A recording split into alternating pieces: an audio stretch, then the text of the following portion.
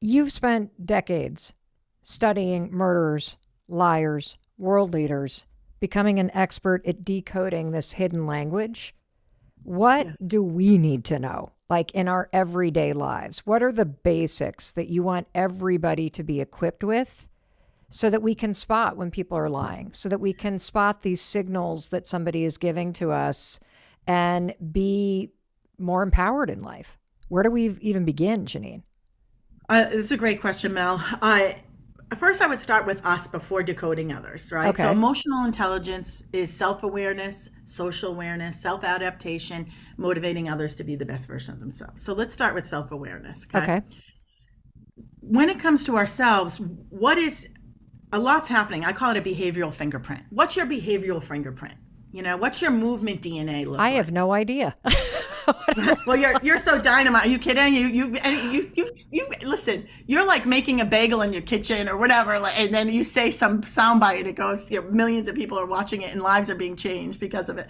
Your body language is great. You're very authentic, and here's why. If we can, I love trees, and if you at home can imagine a tree, there's the 4 stages of how we communicate. And if you think of a tree, Mel, and you at home, we're going to start with the roots of the tree. The roots of the tree is what we believe.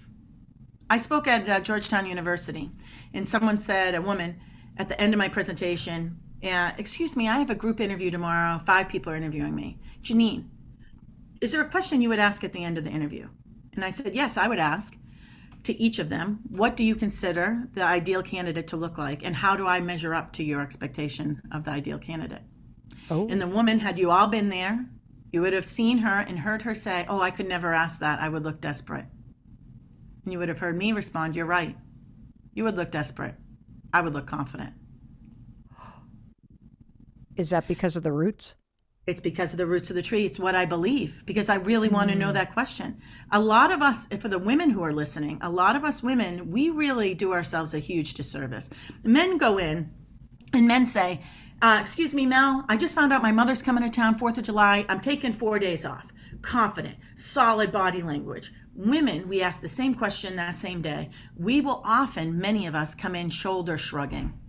And we put our shoulders up to our ears. Hey, boss, I just found out, shoulder shrug, that my mother's coming to town, shoulder shrug. I didn't know she was coming. Could I take the 4th of July off? And your boss says yes to Bob and no to Jane. Jane, ask me again in June. And we walk away and say, this is what happens. See, it's a double standard. Now, I'm not saying there's not a double standard with men and women, because there is. But there are some areas where we have to take responsibility for the results we're getting. And here's the reason. When we shoulder shrug, we're going to talk about this hopefully in a bit, but a shoulder shrug means uncertainty, and it's also connected to deception, which we'll talk about hopefully in a minute. But a shoulder shrug means uncertainty. And we have mirror neurons. You yawn, Mel, or Donna, or Jesse, or Amy, or Andrea, whoever's listening. You yawn, I yawn. Science. Mel, I know you love science. I know you love what's happening in the brain and how the brain and the body are talking to one another, because they are. So when I come in uncertain, how am I making my boss feel, Mel? Uncertain. And they probably don't even realize it. Like you, I've been watching a bunch of your TED Talks, and you did this exercise with the audience, and we can do it with everybody listening, where simply take a second and say the words, can I have the 4th of July off, while your shoulders are hiked up towards your ears. And you'll realize your entire body and energy is questioning the words that are coming out of your mouth. It's impossible, Janine. You're absolutely right. I've never even thought about it. Impossible to even feel confident if you're talking with your shoulders up at your ears. You're shrugging them up. Well, you're planting pumpkin seeds and expecting tomatoes to grow. It's true. It begins with the roots, and though. it's not our fault. It's not your fault, because no one is teaching us this, okay? We just want to be liked. We don't want to be inconveniencing people. We don't know if we're bothering. But if you look at the many of the men are confident alpha women. They just come in unapologetically. That's the roots of the tree. What is it that you're planting? Because what you're planting is going to grow whatever the seed is connected to. So get to those roots of the tree. It's what do you believe? What's the second part? The trunk. Okay, what's the second part? The trunk of the tree is body language. And now this is interesting, because after body language comes the branches. The branches, Mel, and you at home, the branches are thought. So this means body language comes before thought. And here's the deal. It comes up to 5 seconds before thought. Mel, do you think 5 seconds is a good advantage for the military? Would 5 seconds matter? It's life or death, I would think. Do you think 5 seconds matter with an athlete? It's winning or losing. Can 5 seconds with you, with your 10-second rule, can 5 seconds make a difference? Of course. Can I jump out of bed? Yes. At 5 seconds? Yes. With understanding what I'm talking about now, first is the intention, the roots of the tree, then body language, and then thought. This means you get a 5-second advantage to know how someone else feels before their brain knows how they feel. This is why when I say, hey, Mel, I can't come and join you for Thanksgiving this year. And you go, not a problem, Janine, and your lips disappear. Everyone pull your lips in and just say, not a problem, I don't mind. Problem. And pull your lips in, okay? Make them disappear. Make them disappear. And so Mel goes, not a problem, Janine. I say when we don't like what we see or hear, our lips disappear. Or a lip roll is emotional control. What's a lip roll look like? That's this. Oh, lips so disappearing, rolling those lips in. Okay. So Mel says, not a problem. I now have a 5-second advantage. I know there is a problem because Mel's lips disappeared. And when we don't like what we see or hear, our lips disappear. So I know there is a problem. I know my dad's a hothead. When I see my dad's lips disappear, I've got 5 seconds to get my kids in the truck and get the heck out of Maine and my dad's cottage before my kids see the angry dad that I grew up with because they don't believe he exists, right? So I have a 5-second advantage. Let's go, we gotta go, move on out. It's like the Indy 500 fixing the tires really quick. So I might stick around and say, Mel, maybe I'm wrong here. It seems that you're disappointed or there's something you're not saying. 5 seconds later, I'm going to tell you what that person's going to say. Yeah, I am mad because last year you were supposed to come and you backed out 3 days before then. You have a 5-second head start if you can decode body language because the body language people are showing you, their brain doesn't realize how they feel just yet. Body language shows up before the branches, before that thought. And the last one are the leaves. The leaves of the tree, Mel, are the words. And words matter because words plant the next seed. The words matter. What falls off the tree is planting that next seed. I recently heard on TikTok, and by the way, my friend said, you don't say you saw it on TikTok, you say you read it in the New York Times recently. So I told my 3 sons, I go, I recently read in the New York Times, and Jackie, he's my wise guy, the little one, he goes, yeah, I heard Terry Moore tell you when you see something on TikTok to say you read it in the New York Times. So what you're about to tell us, did you really see it on TikTok, Mom? I'm like, damn you, Jackie, and your wiseness, So here's what I heard on TikTok, and maybe your listeners have heard it, and maybe you've said it too. Have you talked about the bees and the flies? No. So the bees are not flying around trying to convince the flies that honey tastes better than shit. So I'm going to repeat that. The bees are not wasting time convincing flies that honey tastes better than shit. I want a tribe of bees. I still want to inspire and influence the world, but only for the flies who are interested in tasting the honey. I recently broke up with a guy that I was dating named Jimmy. He's amazing. I'm 5'9", I'm thick. He's 6'6". He's an animal, right? He's like this giant. It's the first time I ever felt small. I finally started eating carbs again, dating Jimmy. I'm like, I can date carbs. I'm dating this giant. And I had to break up with him because of what my mother would call his stinking thinking. He is planting these seeds of negativity. He's like, people are going to take advantage of they're going to mistake your kindness for weakness. He's planting the wrong seeds for me. I want a bee. I don't want to fly. So he's a fly. So someone said to me last night, so you've been single for 2 years and you're on these dating apps. What's going on? How come you're still single? I said, because I'm looking for bees. I'm looking for bees or flies that want to hang out with bees. That's what I'm looking for. So it goes back to the power of our words is creating what's coming next, right? It's what are you planting? What are you planting? Get out of your stinking thinking. You have 17 seconds to stop complaining. And research says you have to, after 17 seconds, you have to bring your self-esteem back up. You have to say at least 5 positive things about yourself. And if you, after 17 seconds, if you add on a negative thing, another negative thing, you create momentum. And when you create momentum, then it's hard to stop the negativity. And you may talk about this, so excuse me if you do. No, I'm just fascinated listening to everything that you're saying. I want, though, to focus on how we can become better at spotting when somebody's lying to us, at spotting, because I think that there's a lot of, in the work that you and I do, you often find somebody after the heartbreak, after the cheating, after somebody has lied to you. And what I would love for you to help us understand is how can we get better at spotting the signs that, based on decades of research, based on your expertise, the signs aren't lying. Like, we can lie to ourselves and we can make excuses for the way people are treating us, and we do all the time. And you always say, stop listening to what people are saying and start looking at how they're treating you, because that's the truth about how they feel about you. But the signs don't lie. And half the time, people shrugging their shoulders or folding in their lips or kind of sending these body language signals, they don't even realize they're doing it because the signs don't lie. And so what are the big ones that we have to be aware of? Yeah. So if I can just put a cap on that last part of understanding yourself, there are body language moves you can do to be seen as confident and powerful. One is, I'm doing it now. If you're seeing me, it's called steepling. And you'd see Mr. Burns do this. It's fingertips to fingertips, making like a church steeple. When we steeple people, we intimidate people. The higher the steeple, the more intimidation. So it's a sign of confidence. So a nice low steeple, especially if you're a woman in a meeting and men are like over talking you, instead of saying, let me finish, with a palm down gesture like you're the police on a raid and telling people to get on the ground. If you just lean back and steeple, someone else at the table will quiet down the people who are interrupting you. So that when we steeple people, we intimidate people. It's a sign of confidence. Let me ask you a question about that. Yeah. So just so everybody listening gets this, because I think this is critical. You're in a meeting at work, or you're at a family dinner, or you're out with a bunch of girlfriends or whatever, and people are talking over you.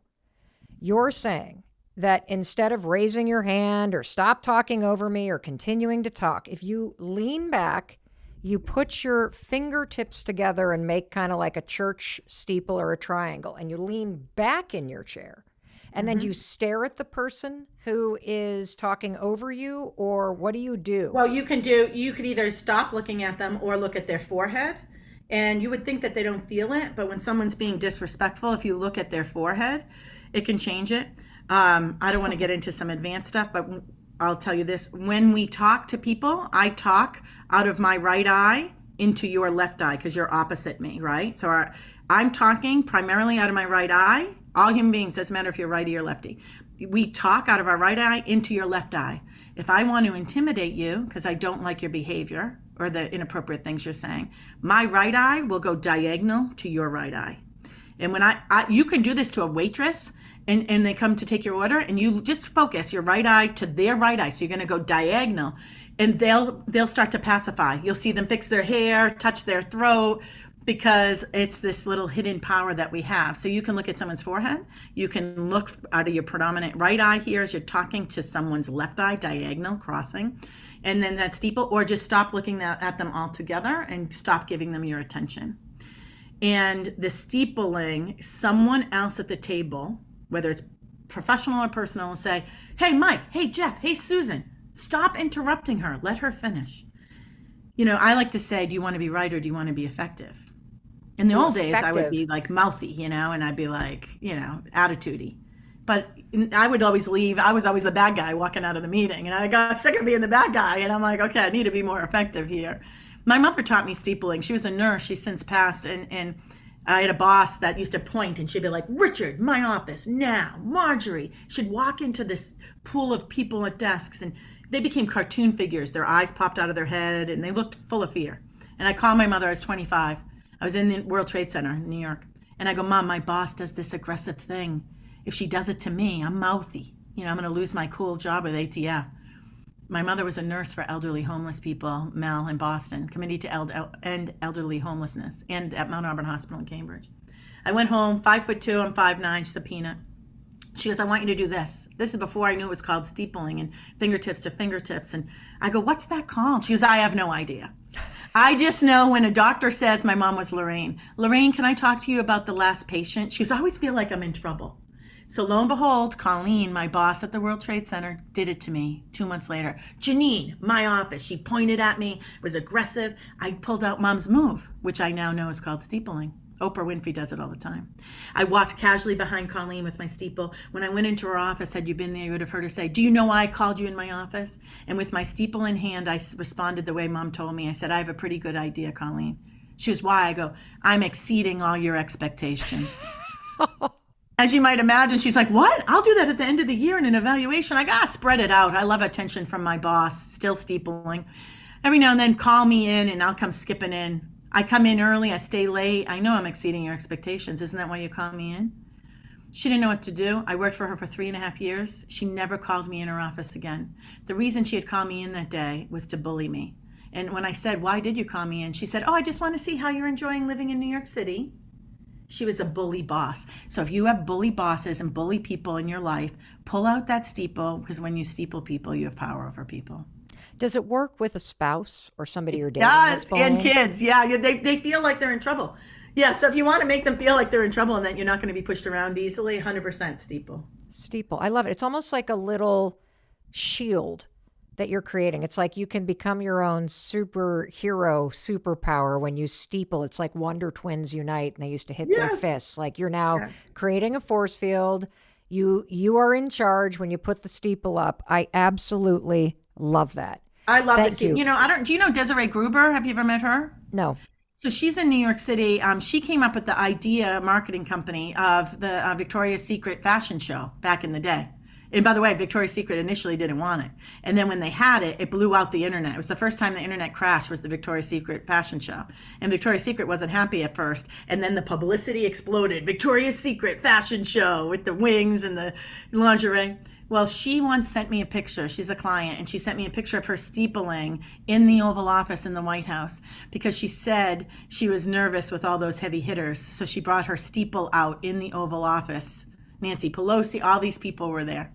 That's pretty cool. When you're nervous, steeple, you can fake it there. So, and the other move I wanted to say is a chin grab. Indra Nooyi is the former CEO of PepsiCo. I love Indra Nooyi. Google her if everyone doesn't know who she is. Indian. She was raised in India. She has a sister. Her mother used to, every night at the dinner table, have her and her sister debate. You're running for president of the United States. You're running for prime minister of Australia. And they would debate. She grows up, becomes a female CEO of PepsiCo. Wow. Maybe that's what I did wrong. I've just been going, get your elbows off the table. To your kids. So when she does an interview, look at Indra Nooyi. She grabs her chin. And I say, when we grab our chin, we're about to win. Take a picture of yourself. How do you normally sit? And now take a picture of yourself holding your chin. Look how much more intelligent we look. We look like we have a master's degree. We look like we have it all figured out. I literally look like I just won the Pulitzer Prize. And see, here I figured I was holding my chin because it's very pointy. I don't really like it. So I'm kind of hiding it. But it does look very Well, can I tell you what your pointy chin means? Yeah, what is my pointy chin? It's like a shovel. And a pointy chin, you can take something on the chin. And a pointy chin is like a shovel, and that you will fight for people. You will fight. You'll have that determination, is that chin right there. And so wow. So can you I have to just tell you a quick story. Yeah. When my husband was in the restaurant business, we couldn't go out to another restaurant and actually have a nice date.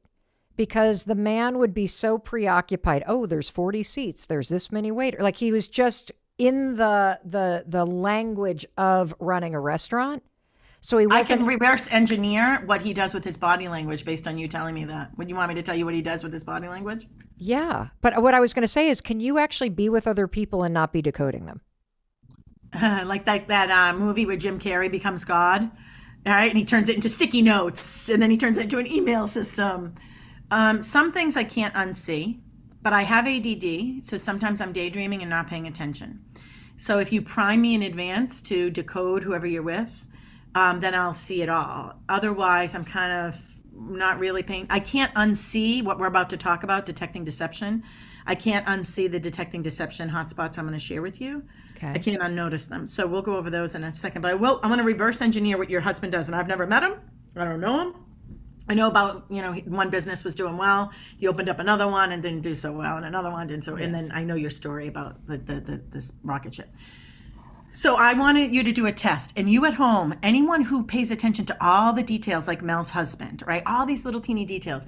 I want you to watch how they drink their water tonight at dinner, or tomorrow at breakfast, or today at lunch, whatever time you're listening to this amazing Mel Robbins podcast. And I'm going to tell you what they're going to do with their water. These detail-oriented people, and by the way, I am not one of them, is when they drink their water, Mel, I want you to notice this with your husband. What's his first name? Chris. Chris. All right. He's going to drink his water. When he puts the glass or the bottle on the table, he's going to watch it until it hits the table. When he goes to pick up the bottle, he's going to look at the bottle, keep looking at it as he grasps the bottle. He's going to keep looking at it, grasp the bottle. People like me who are not detail oriented, what I do is I see the table, I look down where the table is, I grab my bottle of water, but I'm still looking at you. So I look just to see, oh yeah, my water's still there. I look at the water, and then I look back at you, and I pick it up without looking at the water. And now I'm looking at you, and I put it down without looking at the table. I figure gravity and the thing I just picked it up from are still there. Detail-oriented people, they have a magnifying glass. It's like Inspector Clouseau or Sherlock Holmes.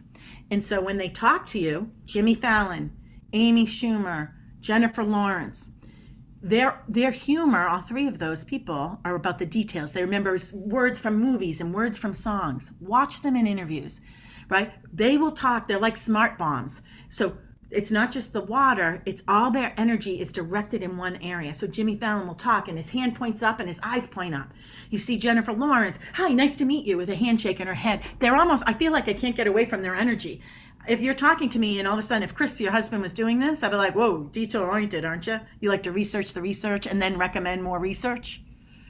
And watch how they put the drinks down. I'm speaking today at a company called Paylocity, and two of their big executives, I watched them last night at their little cocktail hour, and I secretly videotaped them. Oh my God. Are you going to play it during your keynote? Oh yeah, I went up and asked for permission today. But as they drank their water, they watched it till it hit the table as if like, hi, I'll be right back. You made it.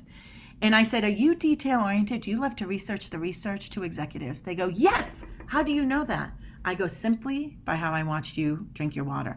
I said, if I put a coaster on the table and it was crooked, would you adjust the coaster? Both said 100%. So in meetings, if you're listening and you're a business person, especially sales, make sure you have coasters crooked on the table. Now, some people who aren't detail-oriented may just fix it because it's irritating. But watch if they watch their glass when they put it down all the way till it hits the table. Someone like me, when it hits the table, my eyes are back on you. It's not even looking at where it's going. What does that tell you about how to sell to them? It says they want lots of detail. Two things. One, they're going to want lots and lots of details.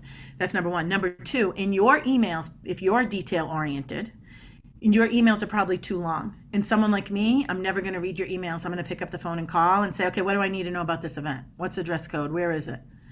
What you need to do if you're detail oriented in your emails or text messages, at the top, think like Twitter. Here's what you must know. Here's the 3 things you must know. Additional information is below. Someone like me who's not motivated by details, I don't look at the water when I put it down or pick it up.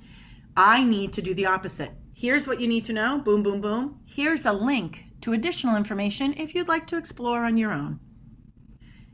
Fun things to do while you're in Orlando. Here's a link. Hotels you can stay in Orlando. Here's the link. Broadway, shows you can see in New York. So if you understand people's behavioral fingerprints, and there's a bunch of things, maybe I'll come back and play again and answer questions. You can sell to them differently. You can raise the kids differently. You can understand them. There's 7 billion people, 7 or 8 billion in the world. 26 billion different behavioral fingerprints. Oh my God, now I'm overwhelmed. You know which ones I want to focus on? Yeah. Deception. Here we go. Shoulder shrug. A shoulder shrug we talked about earlier is uncertainty. When I say, hey, Mel, what do you want for lunch? A salad, a BLT? I don't know. What do you want? A shoulder shrug makes sense there. Your verbal says, I don't know. And your nonverbal says, I don't know. It's congruent.